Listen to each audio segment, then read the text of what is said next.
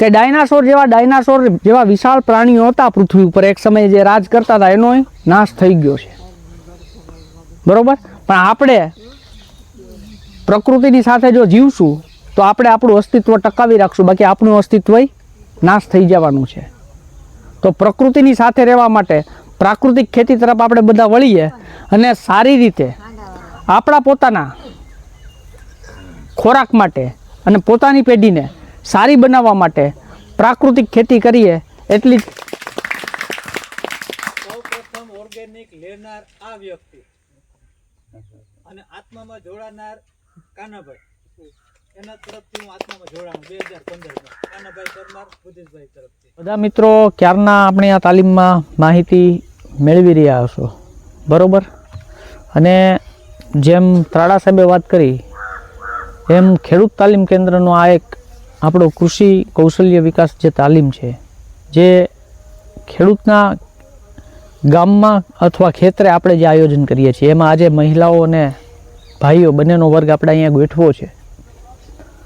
ખાસ કરીને અમારા પૂર્વ વક્તાઓએ આપ બધાને ખૂબ વિગત અને અનુભવની માહિતી આપી હશે.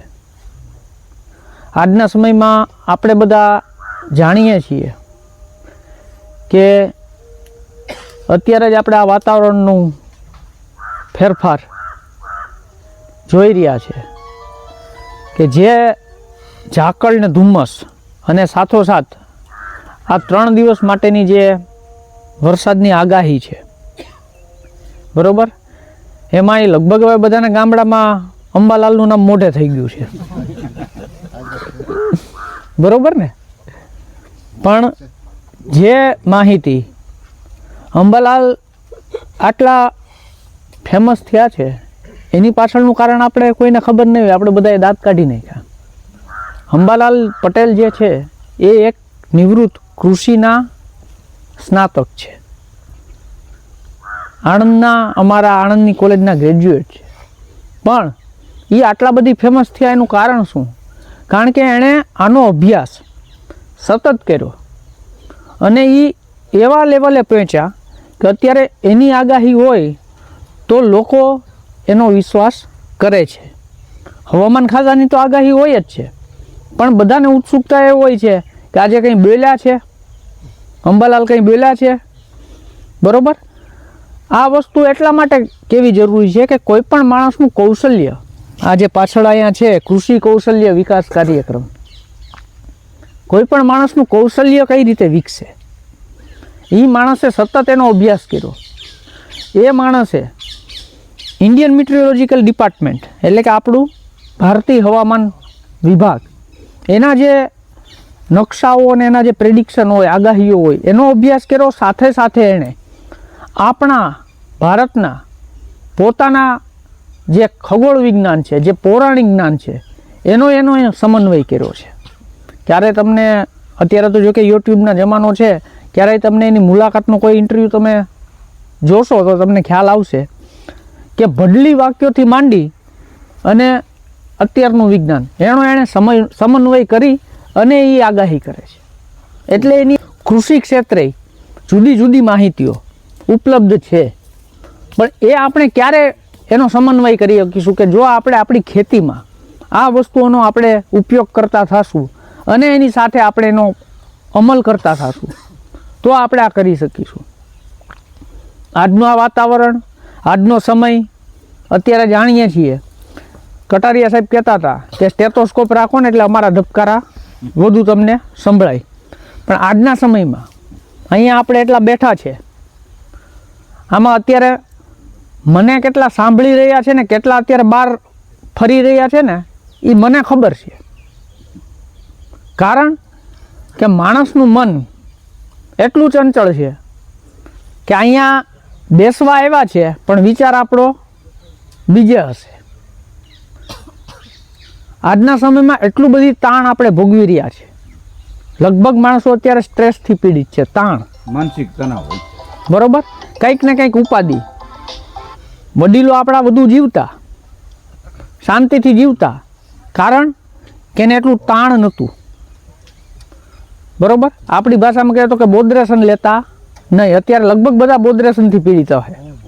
કોઈને પણ ધબકારા માપવા હોય ને તો માપજો. લગભગ બધા આજે ગામે ગામ બીપીના દર્દીઓ, હૃદય રોગના દર્દીઓ, સાંધાના દર્દીઓ, બરોબર, કેન્સરના દર્દીઓ કેટલા વધી રહ્યા છે.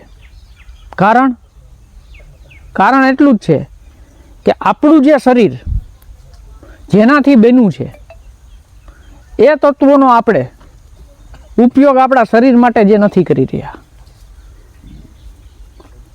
કોઈ પણ સજીવ હોય ને, માનવજાત, માણસનું શરીર આપણે એમ કહીએ છીએ હિન્દુ શાસ્ત્રો અનુસાર એમ કે પંચમહાભૂતનું બનેલું છે અને છેલ્લે એ પંચમહાભૂતમાં ભળી જાય છે. તો એ જ વસ્તુ દરેક સજીવોમાં લાગુ પડે છે. આપણે છોડને આપણે એમ કહીએ આમાં યુરિયા વાપરવાવાળા, ડીએપી વાપરવાવાળા, એનપીકે વાપરવાવાળા ખેડૂતો હશે, બધા પ્રાકૃતિક ખેતી કરતા નહીં હોય. પણ જે આપણો છોડ કે ઝાડ છે એના બંધારણમાં, આપણા શરીરના બંધારણમાં કેટલો ભાગ કયો છે એ આપણને ખબર હોય ને તો આપણને બધાને એનું અનુસરણ કરતાંય ફાવે અને કેટલી વસ્તુ જોશે એ કરતાંય ફાવે. તમને એમ હશે કે અહીંયા સાહેબો આવ્યા, અમને વૈજ્ઞાનિક માહિતી, પાકોની માહિતી બધું આપીએ, બરાબર, પણ એ તો ખાલી ચોપડીનું ભણેલું જ્ઞાન હશે. આપણે આ બધા અહીંયા ખેતી કરીએ છીએ, આપણી પાસે પૂરેપૂરું જ્ઞાન છે, બરાબર. તો આપણે એટલું આમાંથી કોઈ કહી શકે કે અહીંયા જેટલા બેઠા છે એમાં બધાનો ખોરાક હરખો છે? બધાને અહીંથી હું બે રોટલા આપી દઉં ને એક તાહળી શાક આપી દઉં તો બધા ખૂટવાડી દેશે? આ વસ્તુ આ છોડને લાગુ પડે છે, સજીવ જ છે. તો બધા પાકનો ખોરાક સરખો નથી. અને જેમ મેં કીધું એમ આપણા શરીરનું બંધારણ, આપણે વિચારો, આપણા શરીરમાંથી હવા, પાણી અને વાયુ 3 વસ્તુ કાઢી લ્યો તો આ શરીરમાં શું વધે? એ જ વસ્તુ છોડમાં છે, જેને મૂળભૂત તત્વો કહેવાય છે. છોડની અંદર જે તત્વો એના મૂળભૂત તત્વો છે, જેના બંધારણીય તત્વો છે, જેનાથી એનું બંધારણ બને છે, એ 3 તત્વો એટલે કાર્બન, હાઇડ્રોજન અને ઓક્સિજન. આ 3 તત્વો એની અંદર હોય ને એનો ભાગ જ શરીર, એનું પોતાનું બંધારણ છે એનો 90% ભાગ આ 3 તત્વોનો બનેલો છે. કાર્બન, હાઇડ્રોજન અને ઓક્સિજન, જેને બંધારણીય તત્વો કહેવાય. ને એ તત્વો કુદરત એમને માપે છે. બાકી જે 10% માટે આપણે આ એનપીકેની થેલીઓની લાઈનમાં ઊભીએ છીએ, ડીએપીની લાઈનમાં ઊભીએ છીએ, ખાલી આ 10% પૈકીનું છે. બાકી મોટા ભાગનું જે કહીએ ને કે 80 થી 90% એ તો આ કુદરત એમને માપે છે. તો આ બંધારણીય તત્વો જે ભગવાન 90% આપણે મફત આપે છે એની આપણે કદર નથી. ઉપરવાળો જે મફતમાં આપતો હોય ને એની કદર હોય નહીં. અહીંયા અમે આજે તાલીમનું આયોજનને આપણે સામેથી કહીએ, બરાબર, આની આ તાલીમ અમે હારા બોર્ડ મારીને થોડીક ફી રાખી હોય ને તો પૂછે, કારણ કે તો એનું મૂલ્ય થાય. પણ જે આપણે કહીએ ને કે વિના મૂલ્યે જે આપે છે ભગવાન, તો જે વિના મૂલ્યે આપતા હોય એની આપણે કદર નથી. ઉપરવાળો આપણને આ વસ્તુ કુદરત મફતમાં આપે છે. તમે ઘઉં હોય, મગફળી હોય કે કોઈ પણ પાક હોય એને સૂકવી નાખો, એકદમ સુકાવા દો, એમાંથી હવા, પાણીને આ 3 વસ્તુ કાઢી લો, કેટલું વજન વધશે? એ લીલા છોડવા હોય એનું વજન કેટલું, એને એકદમ સુકાઈ જાય તો એમાં કેટલું વજન વધશે? ને એને બાળી નાખો એટલે છેલ્લે ઓલી રાખ વધે, જેને આપણે કાર્બન કહીએ, તો એ કેટલું વધશે? તો આ 90% તત્વો, બંધારણીય તત્વો કુદરત એમને આપે છે, દરેક સજીવને આપે છે. પછી જેમ આપણે 3 ટાઈમ ખાવા જોઈએ છીએ, નાસ્તો, બપોરા કરવા જોઈએ, સાંજે વાળું કરવા જોઈએ, એમ જે એને કાયમી આ 3 વસ્તુ એને જોઈએ છે છોડને, એ 3 એના પાયાના તત્વો કહેવાય છે, જેને નાઇટ્રોજન, ફોસ્ફરસ અને પોટાશ આપણી ભાષામાં આપણે કહીએ છીએ. જે છોડને પોતાની દૈનિક જરૂરિયાતો પૂરી કરવા માટે જરૂર પડે છે. આમ તો કોઈ પણ પાક હોય એને પોતાનું જીવન ચક્ર પૂરું કરવા માટે વિજ્ઞાન મુજબ 17 જાતના તત્વોની જરૂર પડે છે. 16 તત્વોનું યુનિવર્સિટીએ છેલ્લે એક નવું તત્વ 17મા તત્વની શોધ કરી કે 17મા જાતના તત્વની કુલ 17 તત્વોની જરૂર પડે. એમાં મેં તમને કીધું એમ 3 બંધારણીય તત્વો છે, એનો આપણે ક્યાંય ખર્ચો કરવો પડતો નથી. 3 પાયાના તત્વો છે, નાઇટ્રોજન, ફોસ્ફરસ અને પોટાશ, જે દરેક છોડને જોઈએ છે. 3 ગૌણ તત્વો છે, કેલ્શિયમ, મેગ્નેશિયમ ને સલ્ફર, જે થોડી માત્રામાં જોઈએ છે. બરોબર? જેમ આપણે શાક ભેગું અથાણું હોય તો સારું લાગે, શાકને રોટલા ખાતા હોય તો અથાણા પાપડ ને એવું હોય તો સારું લાગે. એમાં 3 ગૌણ તત્વો હોય છે કે થોડી માત્રામાં તો થોડી માત્રામાં એને જોઈએ, છાશ કે દૂધ આપણે જોઈએ સાથે એમ. પછી સૂક્ષ્મ તત્વો આવે છે, જે આપણે મીઠું મરચું એના જેવા કહેવાય. બરોબર? એમાં કોપર, આયરન, મોલિબ્ડેનમ, ઝીંક, બરોબર, આ બધા સૂક્ષ્મ તત્વો આવે છે કે જે થોડી થોડી માત્રામાં પાકને એની પોતાની પદ્ધતિ અનુસાર જોઈએ છે, પોતાની પ્રત અનુસાર જોઈએ છે. આપણે અહીંયા ચોમાસામાં મગફળી પીળી પડી જવાનો પ્રશ્ન આવતો હશે, આવે છે કે નથી આવતો? તો કે આપણી જમીનમાં લોહ તત્વની ઉણપ હોય તો મગફળીના પાન પીળા પડે.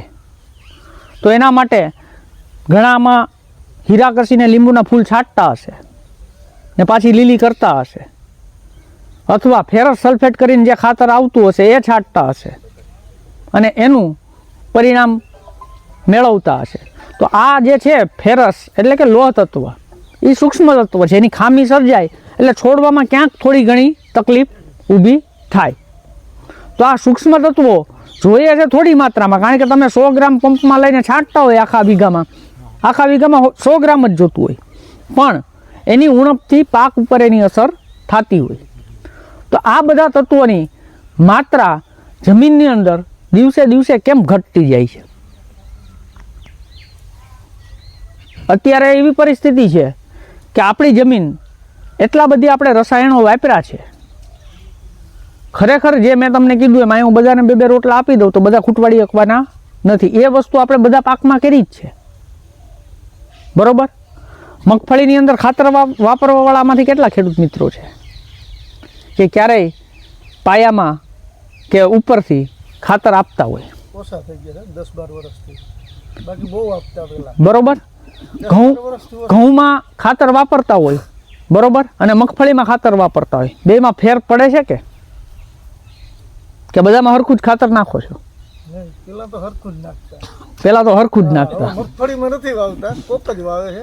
એટલે આ જ વસ્તુ આ કૌશલ્ય માટેની જરૂરી છે કે આપણને કયા પાકની કઈ અવસ્થા છે, શું છે, એ આપણને પોતાને ખેતી કરીએ તોય ખબર નથી.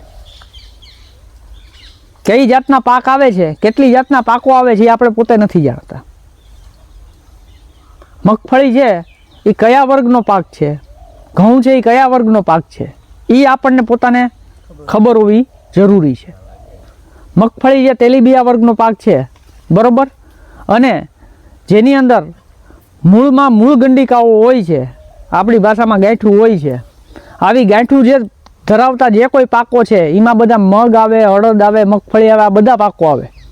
એને નાઇટ્રોજન નામના જે ખાતરની ઓછી જરૂર પડે, કારણ કે કુદરતે એને પોતાને એવી વ્યવસ્થા આપી છે કે એ પોતાની મૂળની ગાંઠું મારફત હવાનો નાઇટ્રોજન જમીનમાં ઉતારી શકે.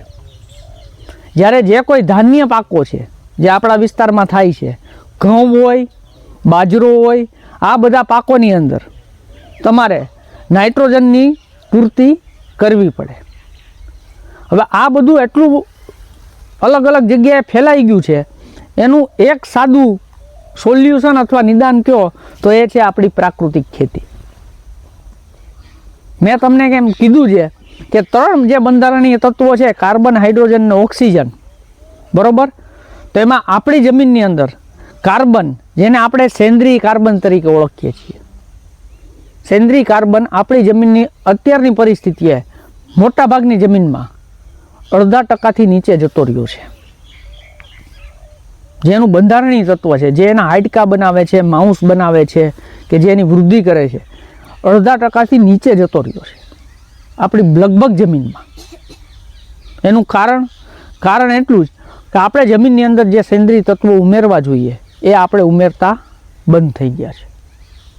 આપણા વડવેરાઓ જે કંઈ ખેતી કરતા એમાં જે પોતે પશુઓ રાખતા, જેમ પશુપાલક એક કીધું કે એક આપણો પૂરક વ્યવસાય છે. પૂરક વ્યવસાય નથી, ખેતી અને પશુપાલન એક સિક્કાની બે બાજુ છે. જો ખેતી હશે તો પશુપાલન કરવું પડશે, અને પશુપાલન હશે તો ખેતી સમૃદ્ધ થશે જ. તો પશુપાલન જે છે એ આપણા વડીલો જે કરતા, એ જે કોઈ દેશી ખાતરો આપણી જમીનમાં ભરતા, એને લીધે આપણી જમીન પોચી, ભરભરી અને મુલાયમ રહેતી. પછી સમય આવ્યો કે રાસાયણિક ખાતરો આપણે વાપરતા થયા. રાસાયણિક ખાતરોય કોઈ પણ ટેકનોલોજી આવે ને, ટેકનોલોજીની સાથે એના ફાયદા અને ગેરફાયદા બેય હોય. તો આ ટેકનોલોજી આવીને એના ફાયદા જે હતા, યુનિવર્સિટી આપણી કૃષિ યુનિવર્સિટીએ હંમેશા એવી ભલામણ કરી છે કોઈ પણ પાકમાં કે પાયામાં 8 થી 10 ટન છાણિયું ખાતર હેક્ટરે આપવું. કારણ કે ત્યારે એટલા ઢોરને જે હતું એ પ્રમાણે રાસાયણિક ખાતરો તમે આટલા વાપરો, પણ સાથે સાથે પાયામાં આટલા ટન આપણું દેશી ખાતર છાણિયું સારું કોહવાયેલું વાપરવું. હવે આજના સમય પ્રમાણે આપણે જાણીએ છીએ કે હવે કોઈને પશુપાલન કરવું નથી, કોઈને વાહિંદા કરવા નથી. નવા આપણે કદાચ સંબંધ કરવા જઈએ તો પૂછે ખરા કે ખેતી છે, તો કે હા છે. તો કે શું કહેવાય, સંબંધ પાકો પણ વાહિંદા કરશે નહીં. આ હકીકત છે કે નહીં? અત્યારની આપણી જે સંરચના બની છે એ આ પરિસ્થિતિ છે. જ્યારે પહેલાંના આપણા વડીલો સારું કોહવાયેલું સડેલું છાણિયું ખાતર જમીનમાં આપતા. હવે આજના પરિસ્થિતિ પ્રમાણે લગભગ ઢોરની સંખ્યા, પશુપાલનની સંખ્યા ઓછી થતી જાય છે. સાહેબે કીધું એમ જમીન નાની થતી જાય છે. તો પોતાના કુટુંબ માટે, પોતાના ઘર માટે, કારણ કે અત્યારે વિભક્ત કુટુંબોની સંખ્યા વધી ગઈ છે. પહેલાં સંયુક્ત કુટુંબો હતા. જે આપણું જૂનું જે હતું ઢાંચો, કે સંયુક્ત કુટુંબોમાં બધા રહેતા, બરોબર. 5 ભાઈ હોય, એમાંથી 1 કે 2 ભાઈ નોકરી કરતા હોય, 2 થી 3 ભાઈ જમીન હાચવતા હોય, અને આખું કુટુંબ સાંજે એક ભાણે જમતું. અત્યારે એ ભાવના તૂટી ગઈ છે. એટલે જે આ વિભક્ત કુટુંબો થયા છે એને લીધે દરેક ઘરમાં પતિ પત્ની અને 2 બાળકો, અને એને એક નાનું જમીનનું પોતાનું પેલું હોય છે ખેતી.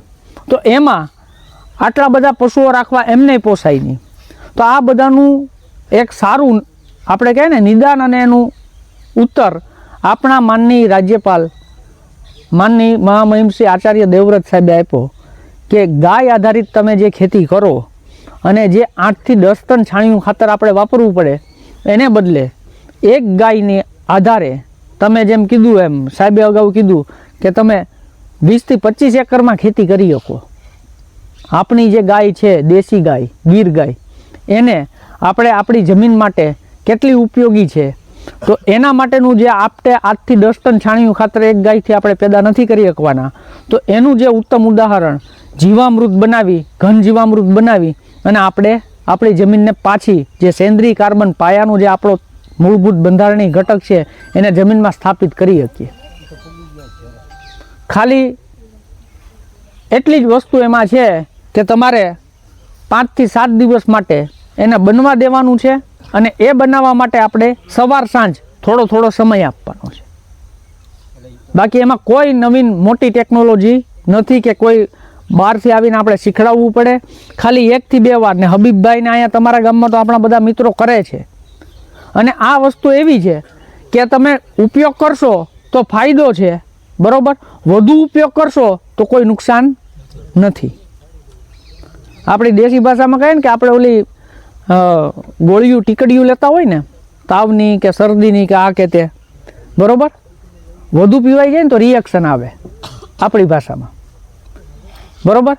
પણ આમાં એવું કોઈ રિએક્શન આવે નહીં. માણસ બધા દવાખાના ફરી લે, કોઈને પણ બીમારી થઈ હોય પછી બધા દવાખાના ફરી લે, બધા કહી દે કે હવે ઘેર સેવા કરો. હવે આમાં આપણાથી કંઈ ડૉક્ટર, મોટા ડૉક્ટર બધાને બતાવી લીધા હોય ને, પછી કે હવે આમાં કંઈ અમારાથી થાય કેમ નથી, તમે ઘેર સેવા કરો. પછી ઘરે આવીએ ને એટલે આપણો માણસનો એક સ્વભાવ છે, માણસ જાત છે ને, કારણ કે આપણું પોતાનું અંગત છે, કુટુંબીજન છે. એટલે આપણે પછી બધી વસ્તુઓ હવા ત્યાં મારીએ અને પછી છેલ્લે કોકને પૂછીએ કે આની કોઈ દેશી દવા કરે છે, અને પછી આપણે પાછા દેશી દવાએ જઈએ છીએ, કરીએ છીએ કે નથી કરતા? તો અત્યારે આપણી જમીનની પરિસ્થિતિ આપણે આ કરી છે કે આપણી જે માતાઓ છે એને આપણે એટલું શોષણ કરી લીધું છે કે અત્યારે એ આપણને પડકારો નથી આપી શકતા.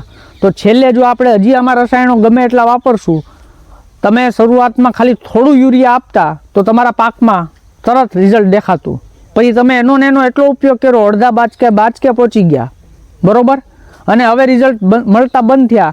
પછી પાછા છેલ્લે જો દેશી આવવું હોય તો અત્યારથી આ દેશી વસ્તુ અપનાવતા થાવ. અને જો તમે અત્યારથી અપનાવતા થશો તો આનો જમીન ઉપર તો ફાયદો ઠીક છે, પણ આપણા પોતાના કુટુંબ ઉપર, આપણા પોતાની સેહત અથવા સ્વાસ્થ્ય ઉપર સારામાં સારું પરિણામ આપણને મળશે. કારણ કે હમણાં વિજ્ઞાનમાં જે સંશોધનો થયા છે, કૃષિની સાથે સાથે માનવ જાત ઉપર જે અસરો થઈ છે રસાયણોની, એમાં છેલ્લા સંશોધન જે છાપામાં આપણે ન્યૂઝપેપરમાં વાંચ્યા છે એ મુજબ આજના સમયમાં જે કેન્સરના દર્દીઓ મળી આવે છે એમાં બધાને વ્યસન હોય એવું ફરજિયાત નથી. મોટાભાગના દર્દીઓ નિર્વ્યસની હોય છે, બરાબર. એને એ રોગ ક્યાંથી લાગુ પડ્યો? એમાંય ઘણી જગ્યાએ એવું જાણવા મળ્યું છે જે સ્તનપાન કરતું હોય એ માતાના દૂધમાંય રસાયણોની માત્રા જોવા મળી છે. તો એ ક્યાંથી શરીરમાં ગયું? આપણા ખોરાક માટે, આપણા ખોરાક મારફતી ગયું છે.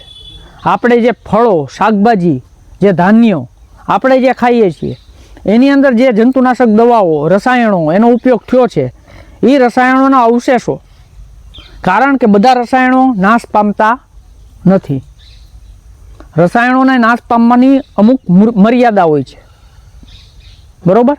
એ રસાયણો જે નાશ નથી પામતા અને એ શરીર વાટે આપણા લોહીમાં ભળે છે અને એ લોહી મારફત આપણા પોતાના ખોરાકમાં આવે છે.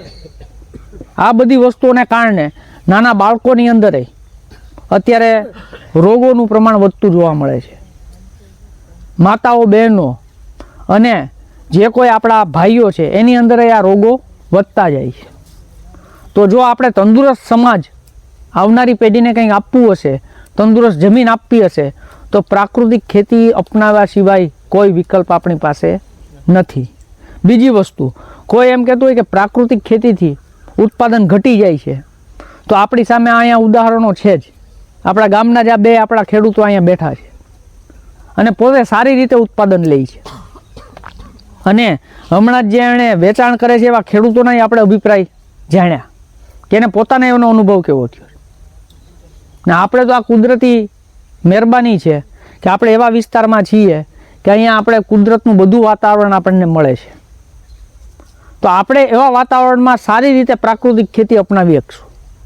આપણી પાસે જો એ બાજુ જવું હોય ને તો સૌથી સહેલો રસ્તો છે. આ આખા દેશમાં, આમ તો આખા વિશ્વમાં ભારત જ એક એવો દેશ છે કે જ્યાં બધી વસ્તુઓ તમને બધી રીતે અનુભવ કરવા મળે છે. અત્યારે આપણા ભારતમાં હિમવર્ષાઈ થાય છે અને આપણે ઓછા તાપમાનમાં રહેવાવાળો પ્રદેશ આપણા ભારતમાં મળે. બે વસ્તુ માઇનસથી લઈને પ્લસ સુધીનું આપણી પાસે છે.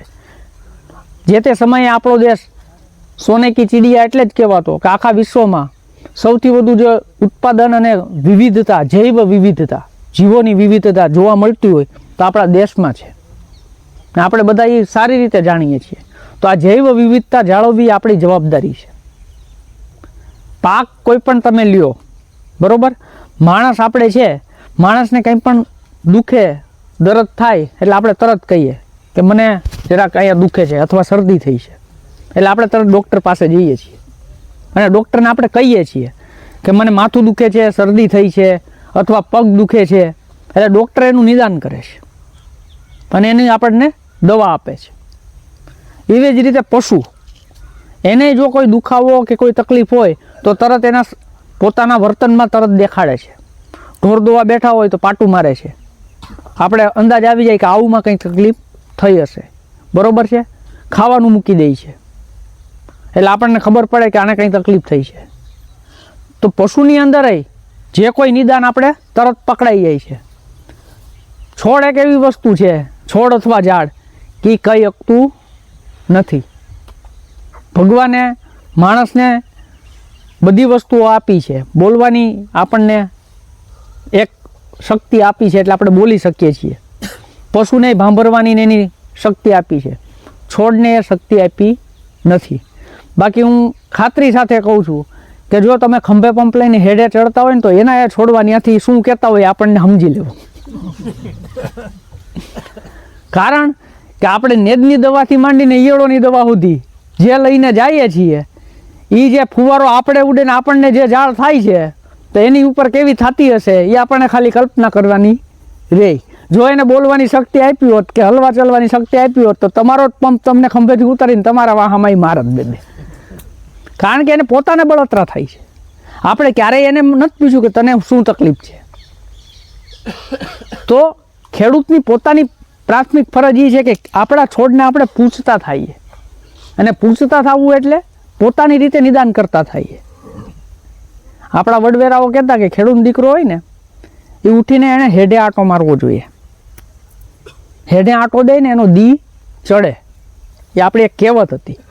એ દી ચડે એનું કારણ એ નહોતું કે ત્યાં કાયમ જઈને આંટો મારી આવે એટલે આપણને જમીન 2 મણ વધુ મગફળી કરી દે. એની પાછળનું જે લોજિક અથવા તર્ક હતો એ હતો કે ખેડૂતનો દીકરો ઉઠીને હેડે જશે તો હેડે આંટો મારશે તો એને ચારે બાજુથી એનો પાક કઈ અવસ્થામાં છે એ ખબર પડશે, ને એમાંય એકાદા છોડવામાં કંઈક પણ ફેરફાર હશે તો તરત નજરે આવી જાય. કારણ કે છોડવો બોલવાનો નથી. એને મહી આવી હશે તો તરત નજરે આવશે કે અહીંયા મહી આવી ગઈ છે. બરોબર? અને કુદરતે આ બધી રચનાઓ ગોઠવેલી જ છે. કોઈ પણ માણસ છે એ આખું જીવન સરખી રીતે પસાર કરવાનું નથી, એ સાજો માંદો પડે છે. એમ પાકમાં એ જ વસ્તુ છે, પણ એની સાથે કુદરતે એની કુદરતી નિયંત્રણો મૂકેલા જ છે, પણ આપણે એને આવવા નથી દેતા. તમને ખબર હોય તો મગફળીમાં કે અત્યારે આપણે ઘઉંની શેડે કદાચ રાઈ છાંટતા હોય તો એમાં મહી આવવાની જ છે. વર્ષો પહેલાં ડાળિયા આવતા જ, પણ આપણે એની રાહ જોવાનું બંધ કરી દીધું. અત્યારે આમાંથી ડાળિયા નવી પેઢીમાંથી કેટલા ઓળખે છે એ તો મને ખબર નથી. પીળા કલરના દાળિયા. કારણ જેમ કીધું એમ કે જે નાનો દુકાનદાર હોય ને એ દુકાનને પગે લાગે.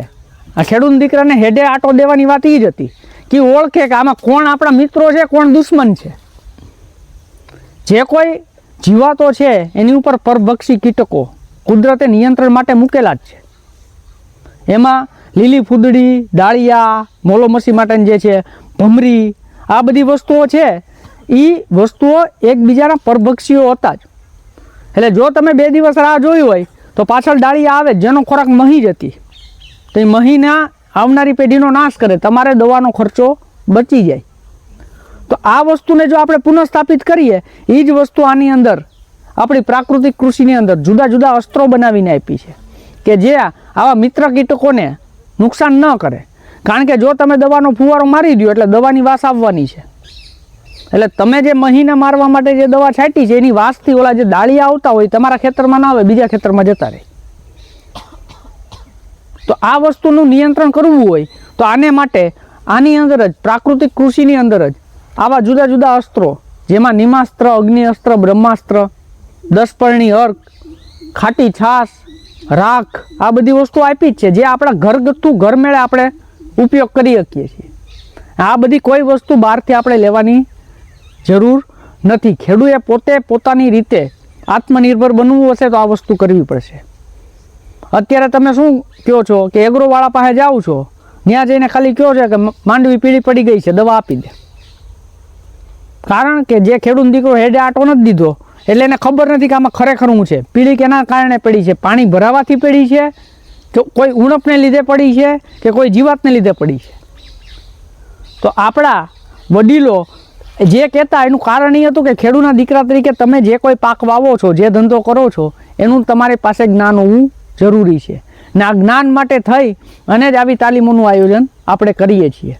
તો આ જ્ઞાન મેળવવા માટે જેમ કીધું એમ કે આવી રીતે તાલીમો, મેગેઝિનો, અત્યારના સમયમાં તો મોબાઈલમાં બધી વસ્તુઓ હાથ વગી છે, ટેકનોલોજી છે જ, પણ ટેકનોલોજીના મેં કીધું એમ સારા પાસાય છે ને ખરાબ પાસાય છે. તો આપણે કઈ પાસાનો ઉપયોગ કરવો એ આપણા હાથની વાત છે. જો આપણે સારા પાસાનો ઉપયોગ કરશું તો આપણને એમાંથી કંઈક મળશે, ને જો ખરાબ પાસાનો ઉપયોગ કરશું તો એનું પરિણામ એવું જ આવશે. જે અણુબોમ્બની જે શોધ થઈ એ જ વસ્તુ અણુમાંથી ઉર્જા ઉત્પન્ન થાય છે ને એમાંથી વિનાશય થાય છે. તો આપણે કઈ વસ્તુ આપણે વાપરવી છે એ આપણે જોવાનું છે. તો પ્રાકૃતિક કૃષિ એક એવી વસ્તુ છે કે એની અંદર કોઈ નુકસાન નથી. એનો ઉપયોગ કરવાથી તમે હંમેશા ફાયદો મેળવી શકવાના છો અને આપણી જમીનની અંદર આપણા પાકને જે વસ્તુ જોઈએ એ આપણે આપી શકવાના છીએ. આપણને ઘેડ આપણે અડીને છે, આપણને ખબર છે કે આપણા ઘેડના વિસ્તારમાં જુવાર કે ચણા કરતા એમાં કંઈ વસ્તુ આપણા વડીલો આપતા નહીં. વાવવાનું ને લણવાનું આ બે જ આપણે કરતા, કારણ કે ભૂમિની અંદર કુદરતે જ એ વસ્તુ ગોઠવેલી હતી. કુદરતી ચક્ર જ હતું કે જે કાંપ આવે, કાંપની અંદર જે ફળદ્રુપ તત્વો હોય એને કારણે છોડવો ઉગે, એમાં કોઈ રોગ જીવાત આવતા નહીં. પણ એમાંય મારા જેવા થોડાક દોઢા હોય એ પછી એમાંય એને ચાલુ કર્યું કે થોડી થોડી વસ્તુ હું વાપરું, હું જાણી આવ્યો છું ટેકનોલોજી, બરાબર. તેની આડઅસરો અત્યારે ખેડ વિસ્તારમાં લગભગ ચણામાં દવા છટાવવા માંડી છે. બાકી પહેલાં દવા છાંટવાની જરૂર પડતી નહીં. તમે જે વસ્તુની ટેવ પાડો ને પડે જ. એટલે આ પ્રાકૃતિક કૃષિની અંદર તમારા છોડને તમે જીવામૃતની ટેવ પાડશો ને એટલે પોતે જ પોતાનો ખોરાક બનાવવા માંડશે. અને જે નાઇટ્રોજન, ફોસ્ફરસ, પોટાશ આપણી જમીનમાં જે ઉપલબ્ધ છે, સેન્દ્રીય કાર્બન જે ઉપલબ્ધ છે એ ધીરે ધીરે વધવા માંડશે. અને ભવિષ્યની અંદર એક સમય એવો આવશે કે તમારે ખાતર આપવાની જરૂર પડશે નહીં. તમારો પાક બાજુના પાક કરતાં તંદુરસ્ત હશે. પ્રાકૃતિક જે કરતા હશે એનો પાક બાજુના કરતાં તંદુરસ્ત હશે. એ દવા છાંટતા હશે તો એનો પાક એટલો તંદુરસ્ત નહીં હોય. ને આ વખતે ઘણા આપણા ખેડૂતોનો અનુભવ અમને જાણવાય મળ્યો છે, બરાબર, કે ચોમાસાની અંદર બાજુવાળાના ખેતર કરતાં છેલ્લે છેક સુધી આપણે વરસાદ વેર્યો દિવાળી સુધી, બરાબર. તો ભરેલા પાણીમાં બાજુવાળાની મગફળી જેમાં એણે ટ્રીટમેન્ટ બધી આપેલી હતી એમાં નુકસાન ગયું છે. આના પ્રાકૃતિક કૃષિ કરતાં ખેતરમાં પાણી ભરાવાની ઓછો પ્રશ્ન આવ્યો છે. અહીંયા બાજુમાં જ છે સાહેબ, આપણી વચ્ચે છે, તમે દુપાડવા આવ્યા હતા ને, બરોબર. બાજુમાં જ છે. આપણી નજર સામે આ વસ્તુ થાય છે, અમે અહીંયા કહીએ એના કરતાં આપણી નજર સામે થાય છે. અને તમે પોતે જો આનો અનુભવ કરો તો અમારી આવી શિબિર સફળ થાય. અમને એમ લાગે કે આ લેખે લાગ્યું. એટલે અહીંયા જેટલા બેઠા છે ભાઈઓ બહેનો, એને મારે એટલી જ વિનંતી છે કે કમસે કમ પોતાના ખોરાક ખાવા માટે પોતે જે ઘરમાં ઉપયોગ કરો છો, બરાબર, એના માટે તમે પ્રાકૃતિક ખેતી કરતા થાઓ, તમારી પોતાની પેઢી માટે. કારણ કે આવનારી પેઢીમાં અત્યારે જે આ ચશ્માનો પ્રશ્ન વધી ગયો છે નાના બાળકોમાં, કારણ ટેકનોલોજી. આ ટેકનોલોજી આવી, બાળકને દાદા હતા પહેલાં સંયુક્ત કુટુંબ હતું એટલે રમાડતા, ફેરવતા, વાર્તાઓ કહેતા, સારા સુવિચારોવાળી, બરાબર, કુદરતની વાતો કરતા, બાળકમાં એક કેળવણી થતી. અત્યારે મમ્મીને એમ થાય છે કે માથાકૂટ કરે છે, રડે છે, એટલે પકડાવી દીધું. ઘરમાં બાળક છે કે નહીં ખબર નથી, કારણ કે સ્ક્રીન ટાઈમ વધી ગયો છે. ટેકનોલોજી મેં કીધું ને, આનો સારો ઉપયોગ છે ને બીજો ઉપયોગ છે. આ જ વસ્તુ આપણને લાગુ પડે છે. તો અત્યારે બાળકોમાં નંબરો આવવા માંડ્યા, બાળકોમાં ઉણપો આવવા માંડી છે. જે બાળકનો સંવાર્ગી વિકાસ થવો જોઈએ શારીરિક, એ થતો નથી. કારણ કે અત્યારે શેરીની રમતો ક્યાં ગઈ? આમાં જ બેઠા હશે. એમાં ઘણાએ આંબલી પીપળીને વડલા ઉપર ચડીને પેડાયા હશે ને ગોઠણું છોલાણા હશે. ઘરે મમ્મી પપ્પાને ખબર નહીં હોય, મા બાપને નદીમાં ડૂબાકા મારી આવ્યા હશે ને પછી ખબર પડી હશે તો આંખોમાં ઓલું ચોળીને ઘેર ગયા હશે કે ખબર ન પડે કે વાળમાં પેલું છે. કારણ કે હું ગામડામાંથી જ આવું છું એટલે વાત કરું છું. કારણ કે આ વસ્તુ પહેલાં હતી, ગીલી દંડી હતી, પહેલાં ચક્કર ફેરવવા વહી જતા, શરીરને શારીરિક કસરતો થતી. અત્યારે એ વસ્તુઓ નથી રહી. એને લીધે ખોરાકો અત્યારના બાળકોને ફાસ્ટ ફૂડ આવી ગયા છે. પહેલાં ગોળનો રોટલો વધીને ભાત આપતા, સારું હોય કંઈક તો મિષ્ટાનમાં કંઈક આપણે કહીએ ને કે ખીર અથવા ભાત કરીને એમાં ખાંડ નાખી દેતા કે ગોળને ભાત ખવડાવતા. અત્યારે લગભગ બબલા આવી ગયા છે. જે જીભને સારું લાગે ને ઈ સ્વાસ્થ્ય માટે સારું હોતું નથી. જીભને જે કડવું લાગે એ કારેલું હોય તોય ભલે, એ ડાયાબિટીસને કાબુ કરે. એટલે આજના બાળકો જે વસ્તુઓ આપણા વડીલો આપણને ખવડાવતા એ આપણે આવનારી પેઢીને આપણે નથી ખવડાવતા. કારણ કે અત્યારની જે અમારી ઉંમરની જે પેઢી છે એને કારેલું ખાવું ગમતું નથી, એને હરગવાની હિંગુ ચાટવી ગમતી. સરગવાની સિંગ, સરગવો એવી વસ્તુ છે કે સંપૂર્ણ પોષણ આપે છે. ને આપણે તો અહીંયા એમને એમ થાય છે, તમે હેડે નાખી દીધું હોય અડાબીડ થઈ જાય છે. બરોબર? તો તમે તમારા આહારમાં આ વસ્તુનો ઉપયોગ કરજો. આપણા બાળકને ભલે ન ભાવે, એને 2 વાર શીખડાવવું પડે કે આમ ચાટીને ખા. ભલે મહેમાન આવ્યા હોય તો એને એમ લાગે કે આ કેમ સરગવો ખાય છે. બરોબર? પણ સરગવો આપણી જે સ્થાનિક, કારણ કે તમે જે પ્રકૃતિ છે ને, પ્રકૃતિ એ જે પ્રમાણે આપણે જેના વાતાવરણમાં ઉછર્યા હોય ને એવી પ્રકૃતિને આપણે હોય. કુદરતે એ પ્રમાણે જ બધું બનાવ્યું છે. નારિયેળી આપણે જ થાય, હિમાલયમાં નારિયેળી થાય નહીં. ત્યાં સફરજન થાય, આપણે સફરજન થાય નહીં. કારણ કે પ્રકૃતિ પ્રમાણે કુદરતે બધું આપેલું છે. તો જો તમે પ્રકૃતિની વિરુદ્ધ થશો તો કુદરતે એનું પરિણામ આપવાનું છે. તો આપણે આપણી પ્રકૃતિ જાળવી રાખવી, અને જેણે પોતાની પ્રકૃતિ મૂકી છે અને પ્રકૃતિની બહાર ગયા છે એનો કુદરતે વિનાશ કર્યો જ છે. એ ચાહે ગીતામાં હોય, કુરાનમાં હોય, બધામાં લખેલું જ છે કે તમને તમારી આ મર્યાદાઓમાં તમારે રહેવાનું છે.